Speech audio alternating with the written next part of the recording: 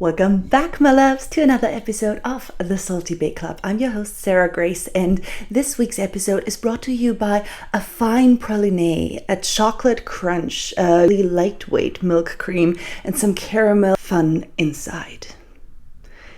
And no, I'm just kidding. This is a Kinder Schoko Fresh and I am still on a YTT. I have no time for baking at all. So I made it easy for myself. And to be honest, this week's episode shouldn't even be an episode. I only planned on recording a little, hey, this is me, we're on a summer break. But then, in the past few days, I received so many personal messages from you guys about how you cherish this podcast, how it sparks conversations in your inner circle, and seriously, that you bring so much appreciation towards this and voice it and send me those messages. I was so filled with love. So I was like, you know what? Why not make another episode and then go on a break?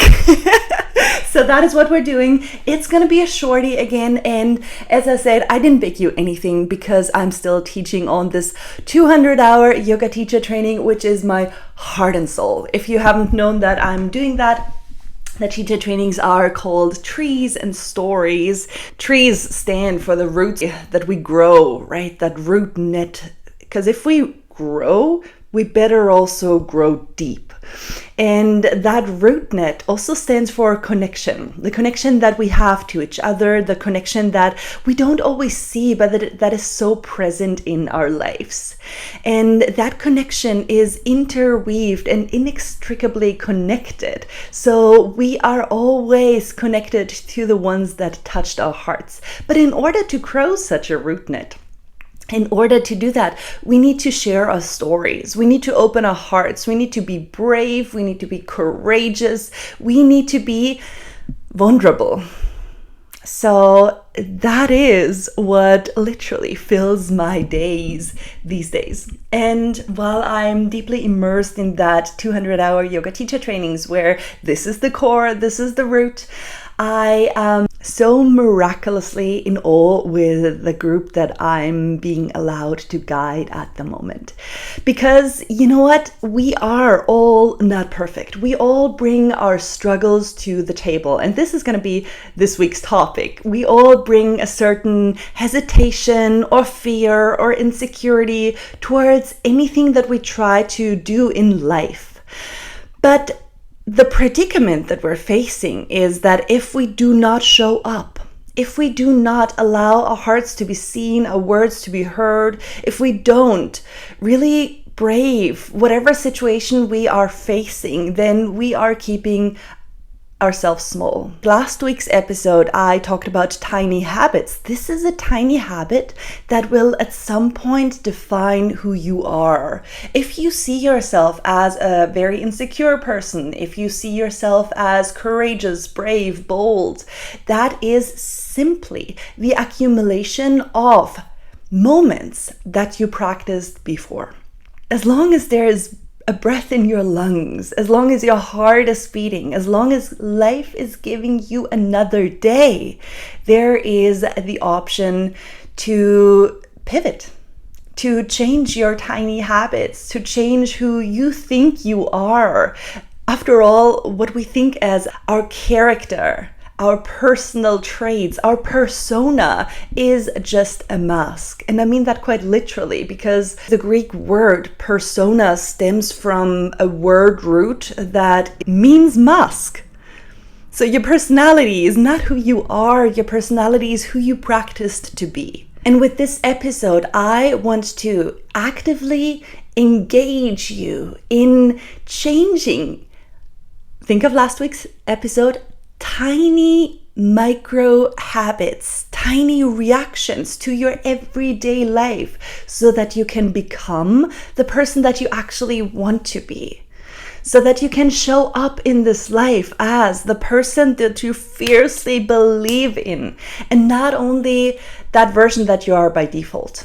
And my, oh my, this goes so far beyond just yoga. I mean, yes, yoga itself, the word root stems from the word yoking, which could be translated as creating connection. Yoga means creating unity. Yeah, unity, the word itself goes even so much beyond connection.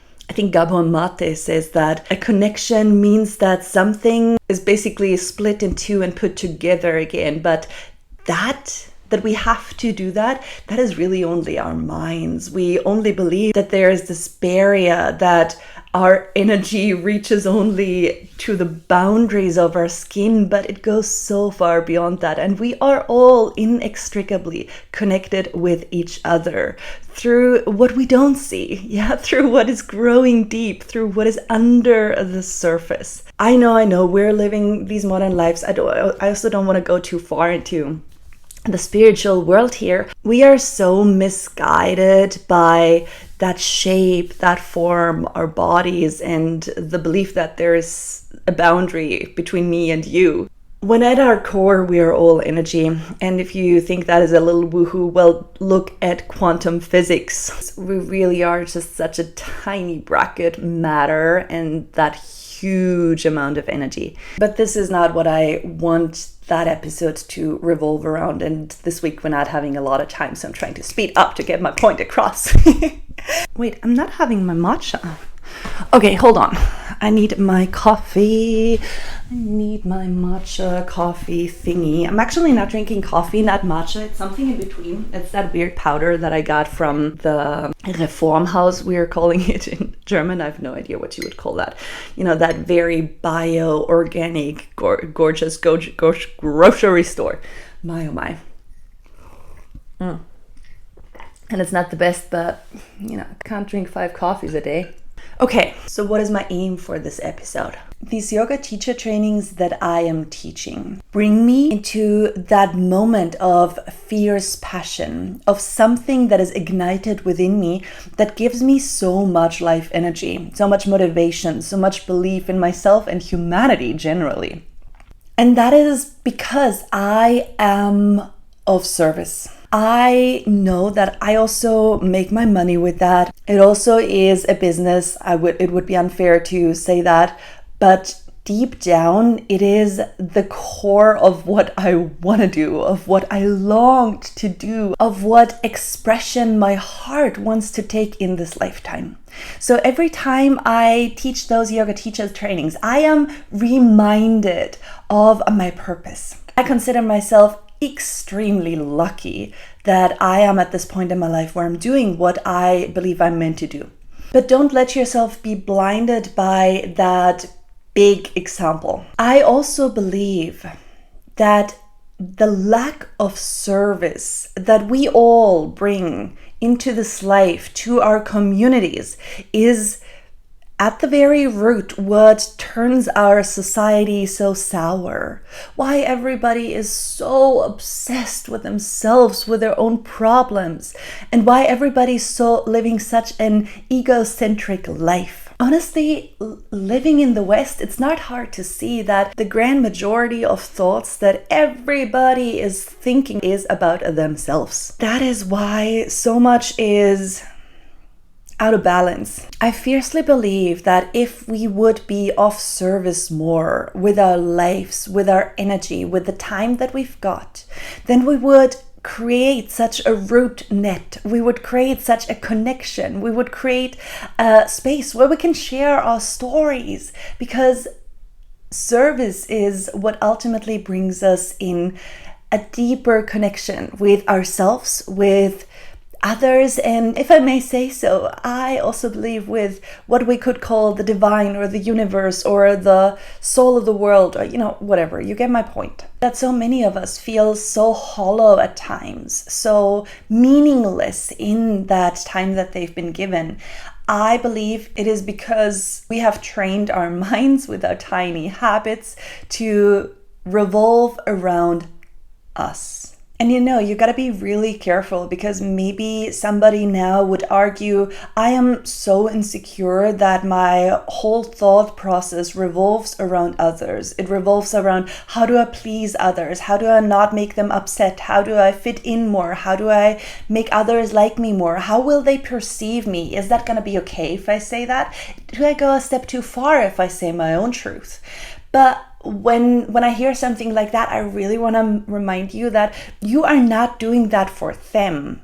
You're not being of service to the world. You literally have your ego at your driver's seat, because your ego is both. The one polarity is the very egocentric person that we are thinking of when we hear that word, right? That guy or that girl who only does what is best for them. But on the other side of the spectrum of really egocentrical thoughts is somebody who's so insecure that they're constantly comparing, that they're constantly thinking about how they can look better in somebody else's eyes.